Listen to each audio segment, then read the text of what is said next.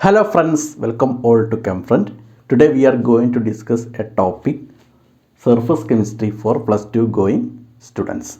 So without wasting time, let us go to the video and everybody welcome to this class. I have two cases. This first case and this is the second case.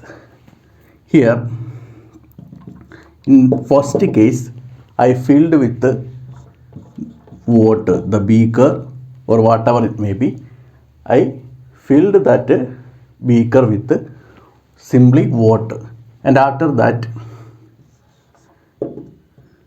this is a sponge, okay, and I take a sponge and dipped this sponge completely into this water taken in a beaker, and on analysis we understood that this water completely spread on this sponge.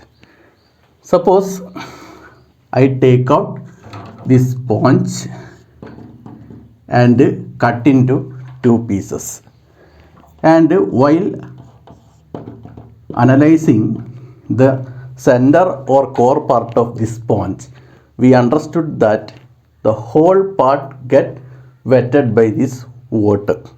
I mean a uniform or similar manner, okay, uniform spreading of water throughout this body, I mean this spongy material occur. So this uniform spreading of water occur throughout this body, or we can say that bulk of the body, or we can say that the entire body. Body means this spongy material, and this phenomena is nothing but absorption, absorption. Here I mentioned the spelling because you should specify this B, absorption. B is very important. It's going to change in this situation.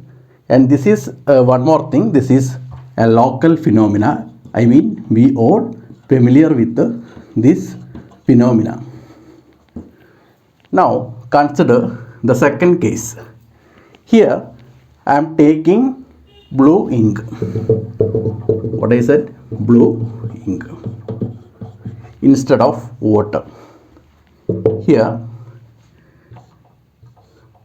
I take a white chalk. What I said? White chalk. Similar way as we did in the first case. Here we take sponge instead of white chalk. In second case we take white chalk instead of sponge. I dipped this white chalk completely into this blue ink and taken it out. Now we found that the white chalk piece is covered with this blue ink, but when we split this white chalk into two pieces, then we understood that the blue color spread only in some surface area only. I mean not enter into the core part of this white chalk. Here we analyze with another phenomena, like here we said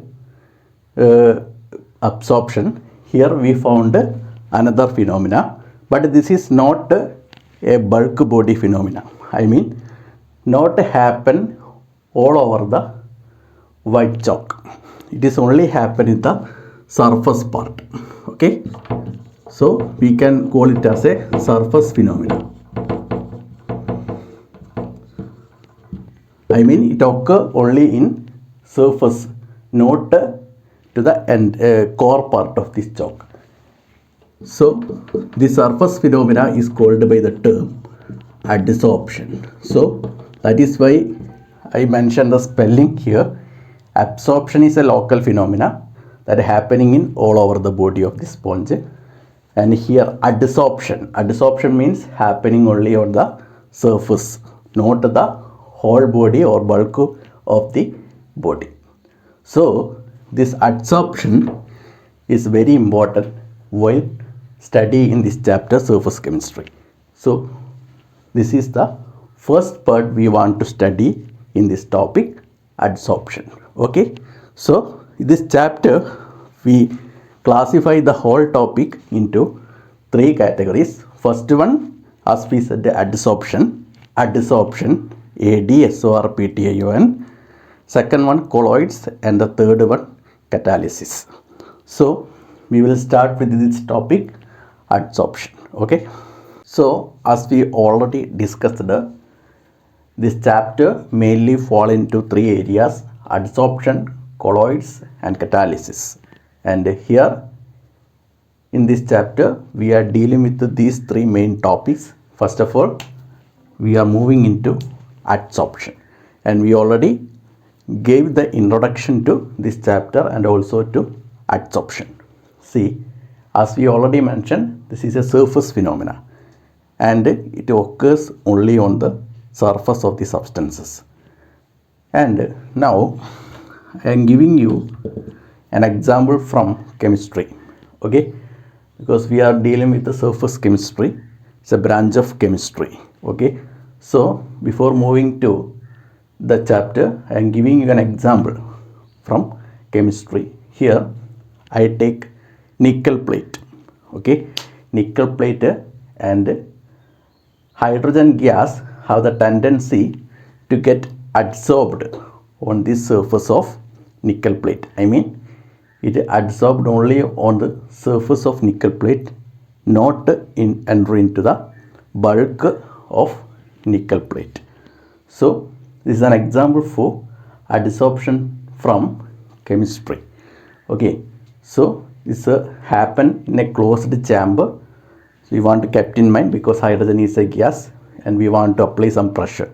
Lot of conditions are there. I simply draw a picture to understand the example exactly. See, this nickel plate, I allow the hydrogen gases to adsorb on the surface of nickel plate, and we understood that these hydrogen gases, a lot of hydrogen gas molecules will be there. So each and every molecule will come on the nickel plate surface and adsorbed on it. And we understood that as adsorption continues, what happened to the surface area? First of all, one hydrogen molecule will come, second will come, third will come, fourth will come, fifth will come, and go on. As hydrogen molecules get adsorbed on the surface, we found that the surface area is reducing. Okay, so at the beginning the adsorption process will occur fastly, but after the whole area filled by the hydrogen molecules, what will happen now? This rate of adsorption found to be decreases, and finally they reach an equilibrium. That is the entire process. Three stages are there for this entire process, and we will study in detail about it after covering some area. See, this adsorption, first of all we want to give an definition.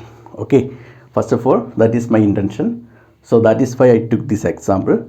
So how we can define adsorption? Adsorption means, as we already mentioned, it is a surface phenomena, and looking through this example we can give a suitable definition to adsorption. It is the phenomenon of attraction. Not only the attraction, we want to retain this molecule on this nickel plate. That was also happen because it's a type of chemical reaction. Whenever this adsorption taking place, this hydrogen gas will stick on this nickel plate.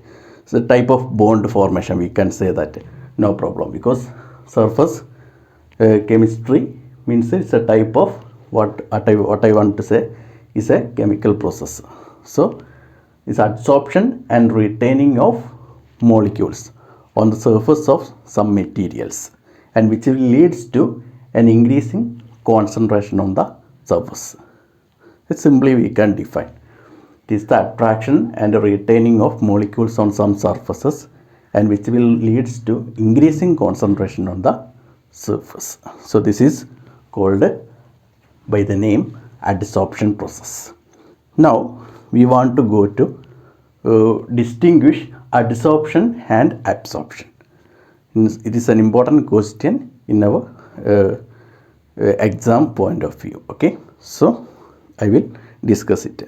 What are the distinguishing points of adsorption and absorption? We already mentioned 2 or 3 points, and we will conclude it. Okay, then after that we will move to the next area.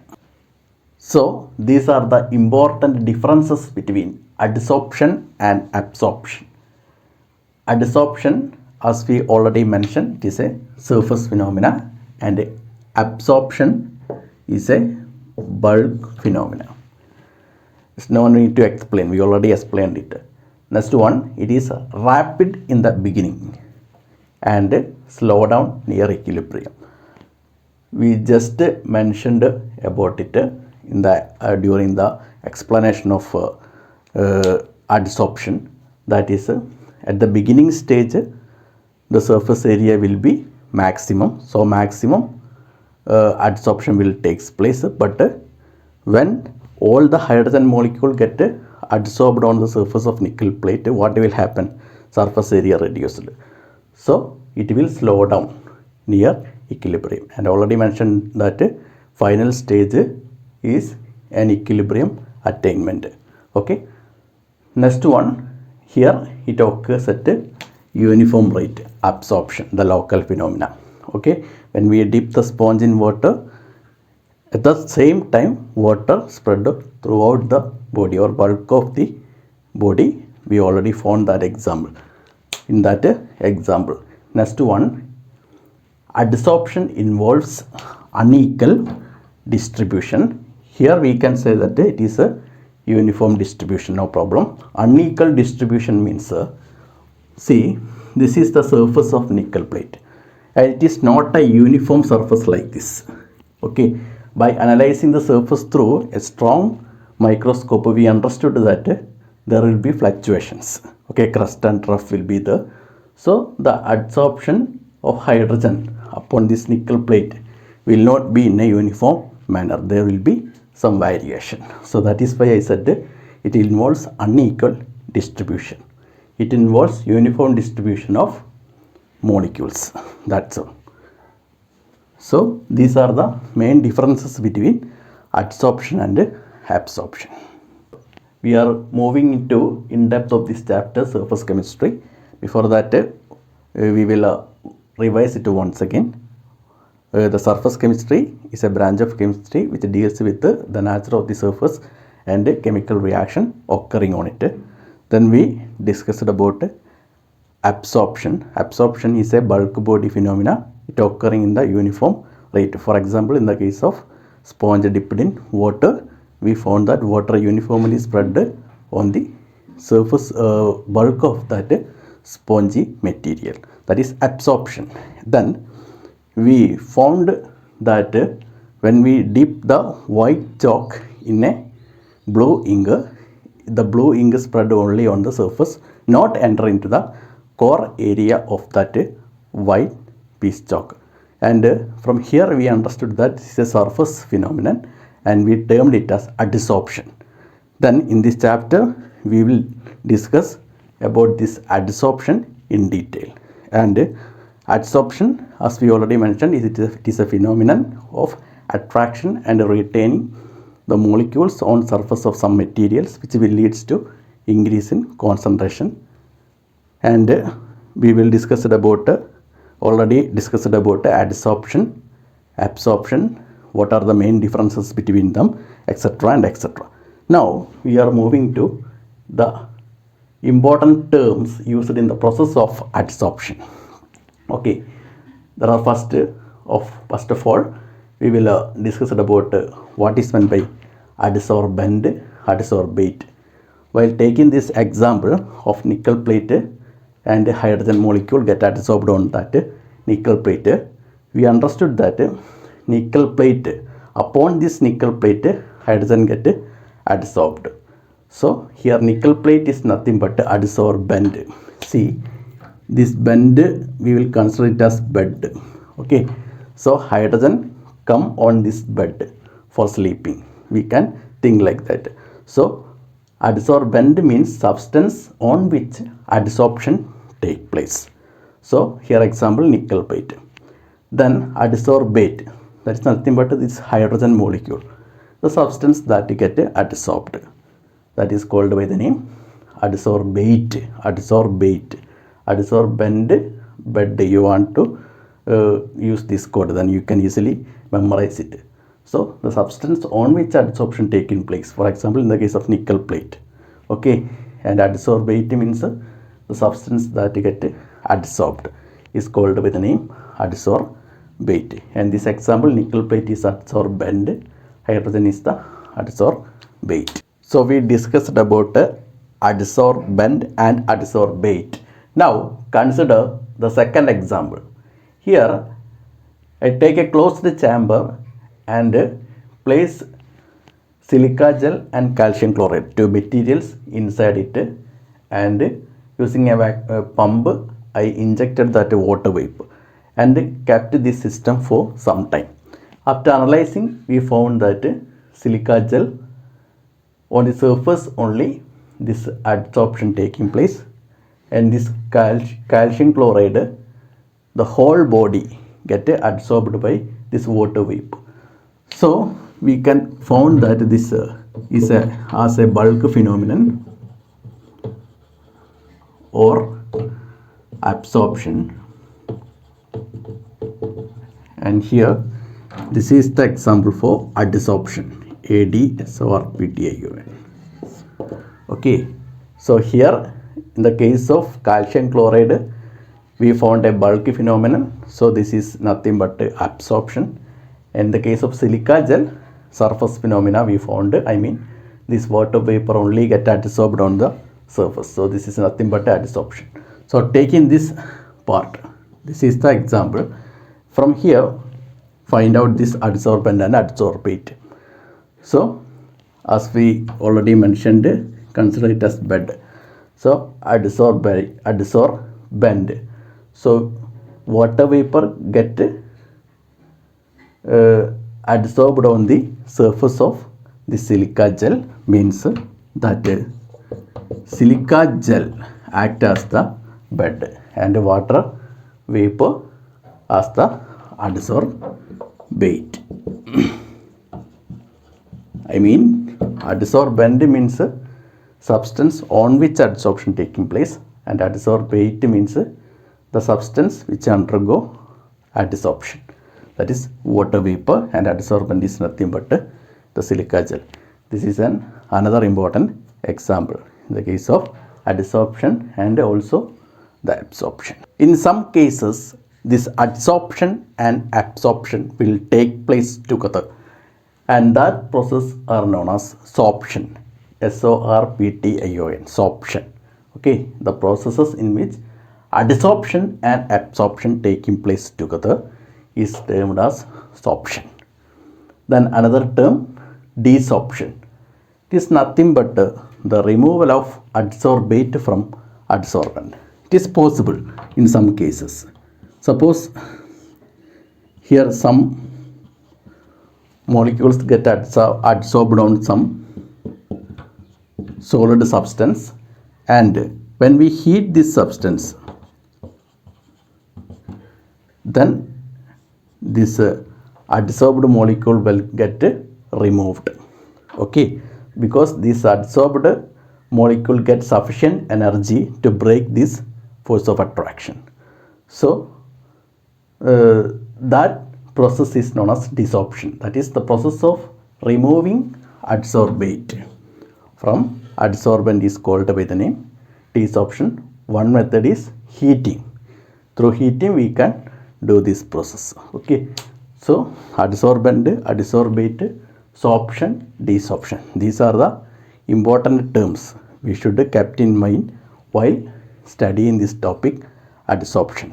As we already discussed, during the process of adsorption there will be a force of attraction formed between this adsorbate and adsorbent molecule. So depending upon this force of attraction formed, this adsorbate will retain on this adsorbent, as we already discussed. And we are moving to classification. First classification is based on this force of attraction developed between this adsorbate and adsorbent. I mean the nature of the force. Either it will be a strong one or weak one. Depending on, we can classify adsorption.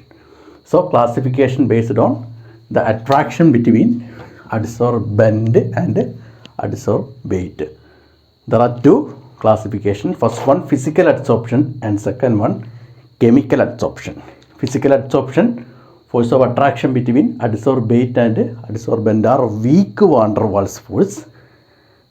Obviously, chemical adsorption, force of attraction between adsorbate and adsorbent are strong chemical force. These are the two classification. Classification arised based on the nature of force exist between adsorbate and adsorbent. Physical adsorption, force of attraction between adsorbate and adsorbent are weak van der Waals force.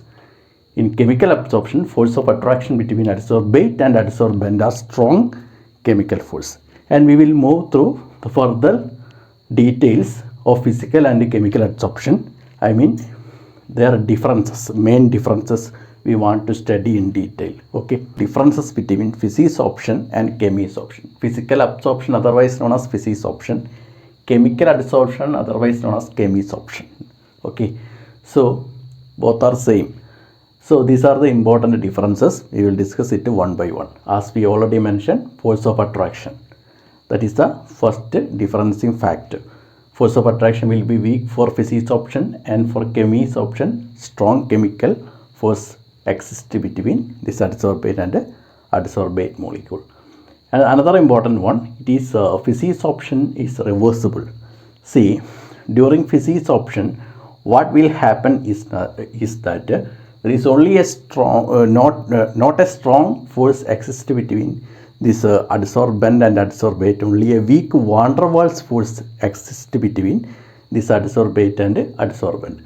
So what will happen is that when we apply some external energy in the form of heat or radiation, that adsorbed molecule will undergo desorption. Means they will move away from this adsorbent. So that is called a desorption. So that is why it is called reversible. I mean, it occur in both the direction. Adsorbate molecule will come to adsorbent. At the same time, suitable condition, this adsorbed molecule will undergo desorption. That is why called by the name, it is reversible. But in the case of chemisorption, a force active between this adsorbate and adsorbent are very strong chemical force or chemical bond exists between them. It's a strong one. So it is not easy to remove that adsorbed molecule. I mean, it is irreversible. Only one direction it will happen in most of the cases. Okay. So that is why I said during chemisorption, it is irreversible. Only one direction it will happen. Okay. So next one, physisorption is not specific, but chemisorption is highly specific. It means that this chemisorption, it will happen only in the case of some particular molecules, compounds, conditions should be there, pressure, temperature, etc. I mean, it is highly specific for that. Otherwise, it will not happen. But no need of such a condition is favorable for physisorption. That is why we can say that it is not specific, but here it is highly specific in nature. Okay. Then low enthalpy of adsorption, physisorption, high enthalpy of adsorption, chemisorption. We know that when a molecule come to this surface, there will be already some kind of energy on the surface. Okay, so this energy should be removed. Okay, when this adsorbate reached on adsorbent. So if this force of attraction will be high, I mean strong chemical force is formed now, this removal of energy in the form of radiation, whatever it may be, will be high. That is why, as I mentioned like this point, high enthalpy of adsorption will be there in chemisorption. Okay, the removal of this energy will be high, but in the case of physisorption, it is not such a big amount of energy is emitted during this physisorption. Okay, because only a strong van der Waals force is formed between this adsorbate and adsorbent. So while measuring this energy, here it will be very low and here it will be very high. Since we already studied it in thermodynamics first chapter in +1 classes, and we all know about it in very well. Okay, so next one forms multimolecular layer. See, this is in the case of physisorption, there will be the formation of multi layers will be occur. This is a feature of physisorption. Similarly, in the case of chemisorption, there is only a monomolecular layer will be formed, not a multimolecular layer. Multimolecular layer only in the case of physisorption, but a monomolecular layer will be in the case of chemisorption. So these are the important differences between physisorption and chemisorption. It's an important question that is frequently asking for your exam. So you should study it. Physisorption, force of attraction is weak van der Waals force. Chemisorption, force of attraction, that is between adsorbate and adsorbent, are a strong chemical force. Then physisorption is reversible. Here it is chemisorption, it is irreversible. I mean occur in one direction. See, physisorption not specific, but chemisorption is highly specific. Some reaction conditions may be applied to occur chemisorption. That is why we mentioned highly specific in nature. Then low enthalpy of adsorption, because only a weak van der Waals force is formed between physisorption. That is why low enthalpy of adsorption 20 to 40, that amount kilojoule per mole we can easily mentioned, okay, measured already that amount. Then chemisorption, high enthalpy of adsorption, that is in the range of 14 to 400 kilojoule per mole energy is released during this bond formation. That amount of energy is called by the term enthalpy of adsorption. That's all. See, forms multimolecular layer in the case of physisorption, but monomolecular layer in the form of chemisorption. And these are the important features, I mean differences between physisorption and chemisorption, and it is an important area and you should study it well. Okay, we are moving to the next area, that is the graphical study of adsorption process. Here we want to study different adsorption, isobar, isotherm, like that lot of graphs are there. First of all, we are moving to adsorption isobar. What is meant by adsorption isobar? It is a graphical representation, and here x-axis we will take temperature and y-axis x by m. X by m means extent of adsorption. Okay, that is the indication of x by m. And here one of the important feature is we will keep the pressure as a constant. Okay, so temperature on x-axis, extent of adsorption x by m on y-axis, and at the same time we will keep pressure as constant. Okay, so these are the important feature of adsorption isobar.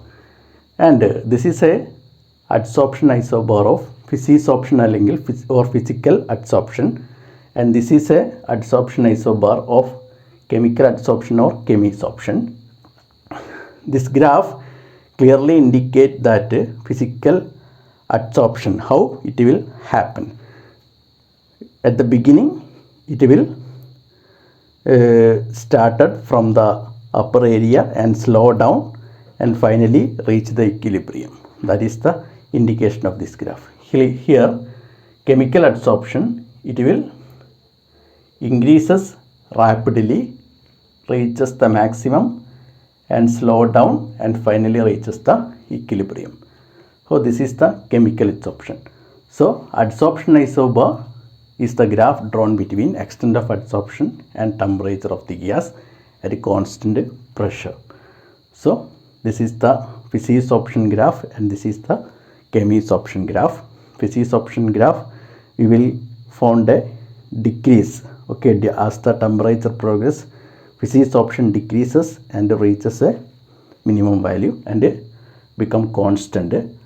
Chemis option, as temperature increases, it increases rapidly, reaches a maximum value, decreases and become equilibrium and reach equilibrium.